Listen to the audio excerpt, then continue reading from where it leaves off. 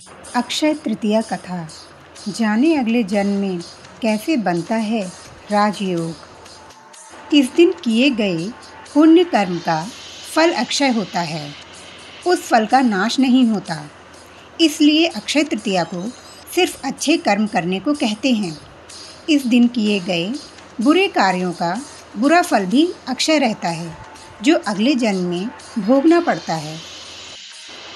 अक्षय तृतीया के अवसर पर किए गए दान पुण्य से मिलने वाला अक्षय फल आपको अगले जन्म में राजयोग भी दिला सकता है।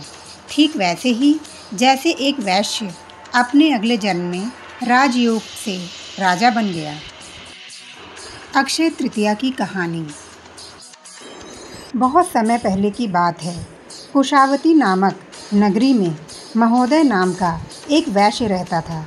सौभाग्यवश महोदय वैश्य को एक पंडित से अक्षय तृतीया के व्रत करने की विधि के बारे में पता चला। महोदय ने भक्ति भाव से विधि पूर्वक व्रत किया।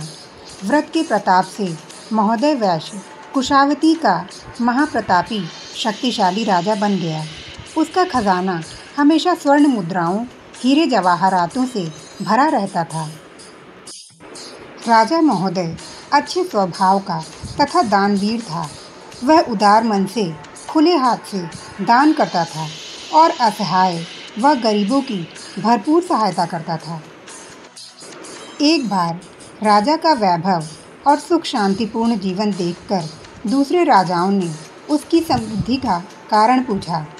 राजा ने स्पष्ट रूप से अपने अक्षय तृतीया व्रत की कथा कह सुनाई और कहा कि सब कुछ अक्षय तृतीया व्रत की कृपा से हुआ है। राजा से सुनकर उन्होंने अपने राज्य में जाकर विधि विधान सहित अक्षय तृतीया का पूजन व व्रत किया तथा प्रजा को भी ऐसा ही करने को कहा। अक्षय तृतीया के पुण्य प्रताप से उनके सभी नगरवासी धन्य धान्य से पूर्ण होकर वैभवशाली और सुखी हो गए। हे अक्षय तीज माता, जैसे आपने उस वैश्य को वैभव और राज्य दिया, वैसे ही हम सब भक्तों को धन धान्य और सुख देना, सब पर अपनी कृपा बनाए रखना। अक्षय तृतीया का महत्व। भगवान परशुराम ने विष्णु के छठे अवतार के रूप में इसी दिन जन्म लिया था। यह दिन परशुराम जयंती के रूप में मनाया जाता है। वेद व्यास जी ने गणेश जी के साथ महाभारत लिखने की शुरुआत इसी दिन की थी। इसी दिन भगवान कृष्ण ने अपने मित्र सुदामा को महल और धन धान्य से परिपूर्ण करके दोस्ती का फर्ज निभाया था।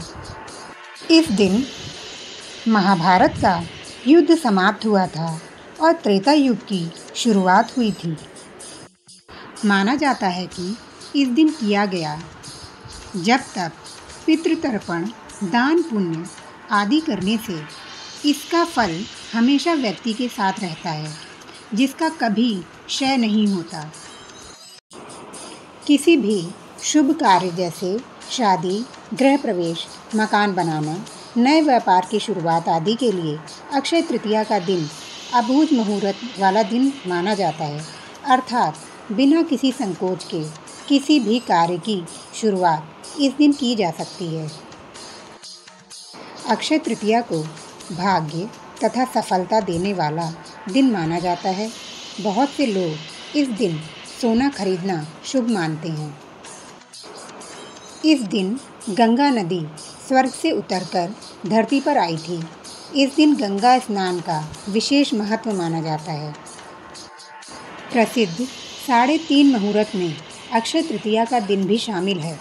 इसके अलावा चैत्र शुक्ल पक्ष प्रतिपदा, विजयादशमी, कार्तिक शुक्ल पक्ष प्रतिपदा वाले दिन भी 3.5 मुहूर्त में गिने जाते हैं। ज्योतिष के अनुसार अक्षय तृतीया के दिन सूर्य और चंद्रमा अपनी संपूर्ण उच्च क्षमता के साथ बराबर चमक बिखेरते हैं। उड़ीसा के प्रसिद्ध जगन्नाथ मंदिर की रथ यात्रा के लिए रथ बनाने की शुरुआत इसी दिन की जाती है। वृंदावन में केवल अक्षय तृतीया के दिन ही बांके बिहारी जी के चरण कमल के दर्शन होते हैं। 4 धाम की यात्रा के भगवान बद्रीनाथ के दर्शन अक्षय तृतीया के दिन से खोले जाते हैं। अक्षय तृतीया की पूजा विधि। आखा तीज के दिन देवी लक्ष्मी व नारायण की पूजा की जाती है। पूजा की विधि इस प्रकार है। सुबह नहाकर स्वच्छ कपड़े पहनें। सबसे पहले भगवान नारायण व लक्ष्मी जी की प्रतिमा को जल से स्नान कराएं। प्रतिमा को स्वच्छ कपड़े से पोंछकर सुखाकर यथास्थान स्थापित करें। रोली व चंदन का टीका लगाकर अक्षत अर्पित करें, मौली अर्पित करें, माला पुष्प आदि अर्पित करें, दक्षिणा अर्पित करें। भगवान को तुलसी दल और नैवेद्य के रूप में मिश्री व भीगे हुए चनों का भोग अर्पित करें। खिचड़ा बना हो तो तुलसी का पत्ता डालकर उसे भगवान को अर्पित करें। पान, लौंग, इलायची आदि अर्पित करें। पूजन के बाद कहानी सुननी चाहिए। अक्षय तृतीया की कहानी पहले ही बताई जा चुकी है, वहाँ से देख सकते हैं। धूप दीप से आरती करें। यथासंभव ब्राह्मण भोजन कराकर उन्हें दान दक्षिणा दें।